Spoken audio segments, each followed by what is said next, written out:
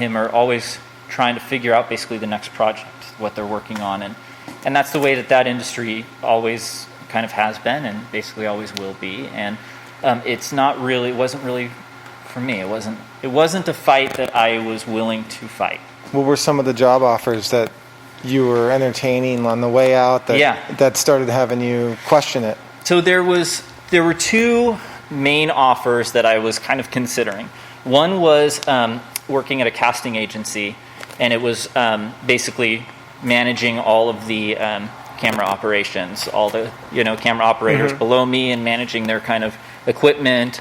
And I liked that idea. It was close to where I lived, but I didn't feel like there was really anywhere for me to go in that company, right? And so I felt like it was something I would get into and then need to figure out something else later. And I just didn't really see myself doing it, and the pay was pretty low. And then I got a really good offer in Bakersfield, working for a cable network, basically making all of their commercials for the cable network. So this was, again, 2005. This is the, traditional media was still going strong at that time. Yeah. So if you... They're still printing to beta tapes and and my whole film school experience, we were shooting on tape, and stuff like that, unless we were shooting on film, but no digital, at that time at all, Wow. And so if you had a local mattress store and you wanted a commercial, you would, call up the cable company that serviced your area, your county, and you would say, hey, I want a commercial, and they would say, great, come on down, and these are the ideas. You'd pick an idea. They'd hook you up with a crew. And so that was the offer that I had to do. But it was in Bakersfield, and I didn't want to move to Bakersfield. So that was the better of the offers, but I just kind of, I wasn't really happy with either, and I didn't know what to do. So until I figured it out, I basically started helping out here. So, wow. Yeah. I'm trying to decide how much of the personal story to give you and how much of the stuff Honeydew related to give you, because I'm not sure that the two of them necessarily mesh. Don't sweat it. This is going great. I think this is about you. Okay. And that's what this podcast is about. It's about the person. Yeah. So you are this company and you are yourself. So there's not much that you can talk about with me here that's going to be inappropriate. Right. It's not it's meant in that way, Well, Well, I guess I'll tell you what I'm thinking of, and then you can give me some advice in terms of where to go from there. The other thing that was a huge factor at the time is I had an enormous drug problem. So I was really, struggling with that as well. Well, if you care to share about it, we can talk about it. Yeah, I'm happy to. That's what I'm just trying to. I hadn't really considered. I'm like, is that something Honeydew appropriate or not? Did that start through music or film school, or did it start before you moved to LA? It started in high school. Wow. Okay. Yeah, it started in high school, and it just, of course, kind of developed. I mentioned earlier, I can't stop my brain. I'm the type of person who's just always needs to be doing something, So even when I'm off, like I was off all weekend, I just spent the whole weekend building cabinets for our house, basically. It's like, this wall needs a cabinet, so, that type of thing. Right. So I took really well to things that would calm me down. Gotcha.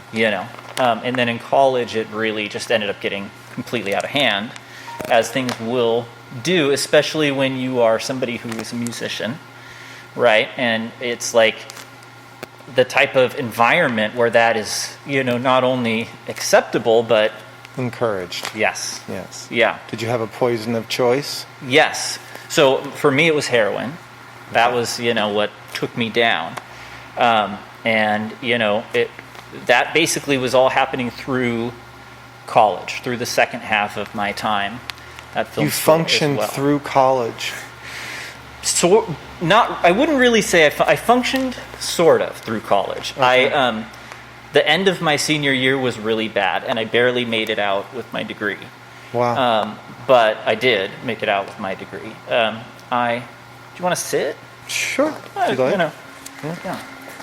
So I'll close this too because it gets chilly in here. This probably doesn't help. So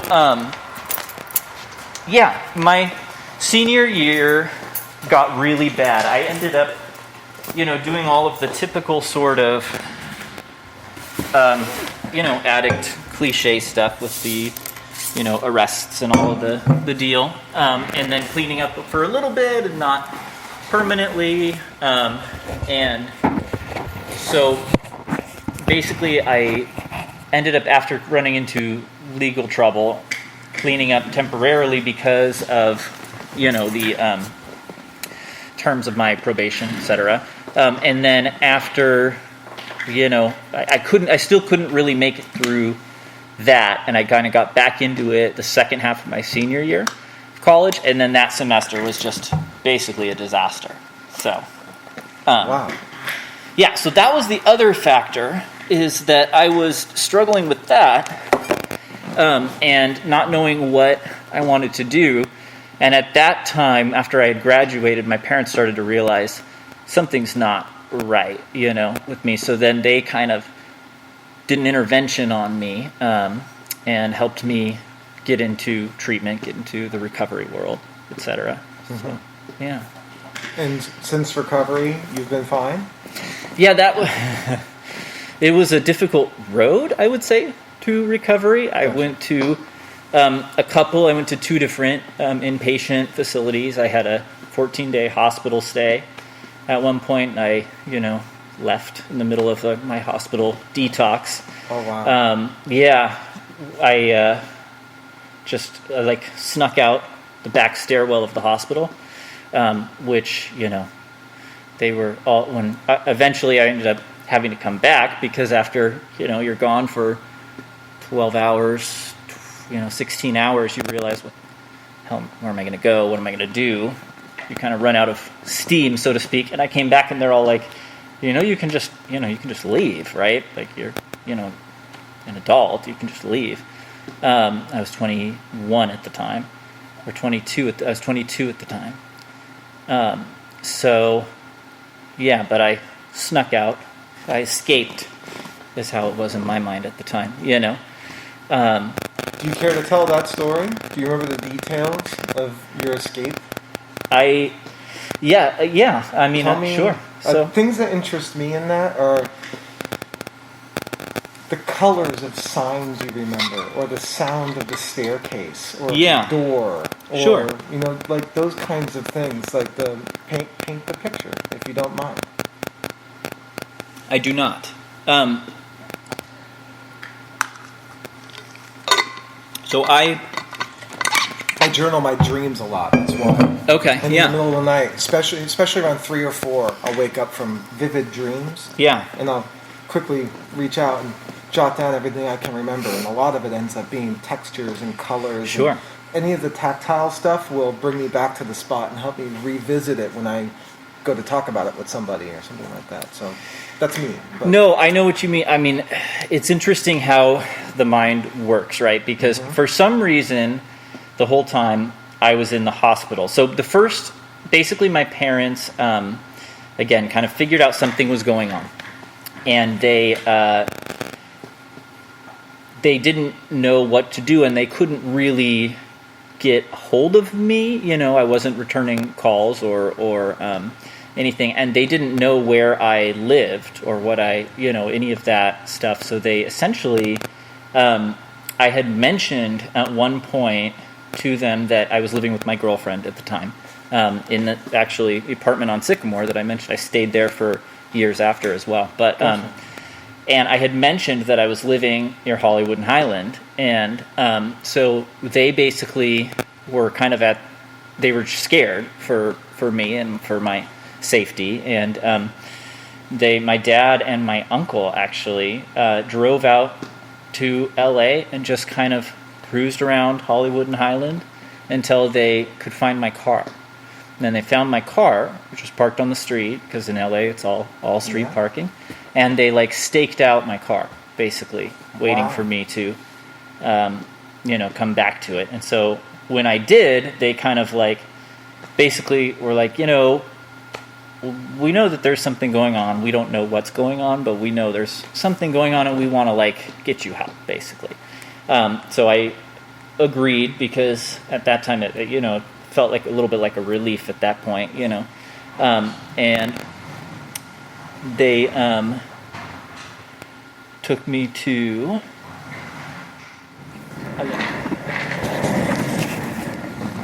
perfect. Yeah, so anyway, they picked me up, essentially, and took me to a treatment center. And, the lady at the treatment center was asking me what I was doing, how long I'd been doing, etc. And then she was like, you need to take him to the hospital, because he's going to get, really, really sick, and it's going to be bad. So they took me to the hospital in Panorama City. How long had it been at that point that you'd been... So it had been, at that point, probably, like, I'd been back into it pretty much like 7 months or so continuously, and I had found ways to skirt. So I was on probation for, possession charges. And part of the terms of my deal was I would plead guilty to the charges in exchange for undergoing treatment program. A drug diversion treatment program, they called it. And then at the completion of this, if I complete it and I, don't get, there's testing and stuff, and I don't get in trouble again, they would, then they dismiss my case. That's the program. And I had found, through sort of trial and error, places I could go that you could go to any number of centers near you, and I went to many of them, and would not end up completing the program because they would want to do testing or something, and I would not show up, or that type of thing. And then I found some that did not test and was able to kind of proceed with that stuff. So it had been at that point about 7 months continuously, but that was really that was after the first self detox, and but nobody knew at that point. Like, even when I got arrested, I didn't call anybody. Did your girlfriend know? Yes, okay. She knew. She was okay with it, I guess. She wasn't really, I think, okay with it, but I think I have to get that. I'm sorry. That's okay. That's you're running the business, man. Yeah, let me see what's going on over there. I apologize. No problem.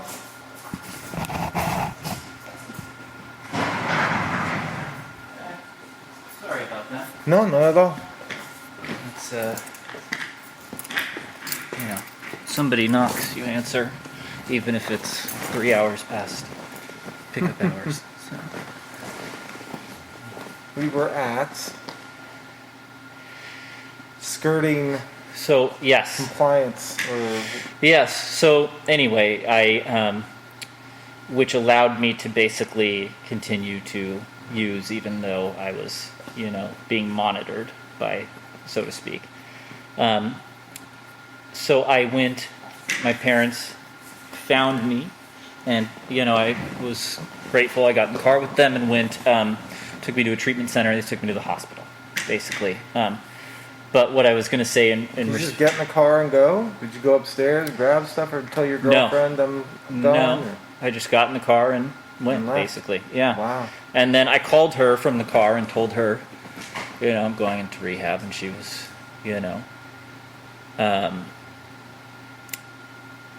again, it's interesting because, like, she knew, that there was a problem, but at the same time she was sad. And she was not an addict. She was not somebody who was using with me all the time. But she, everybody thought that I was more functional than I was, I guess I would say. So she didn't realize nearly how bad it was, And nobody really did, including like my friends at the time, who they all knew it was a